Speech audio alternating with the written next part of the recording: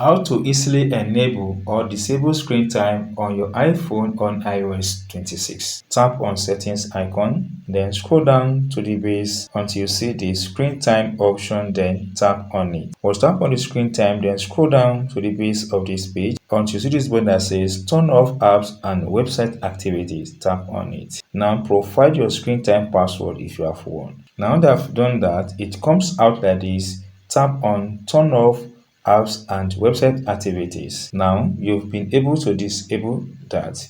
Now go up again and see this option that says Apple and website activities. Tap on it one more time. Then it comes out like this, guys. Tap on turn on apps and website activities.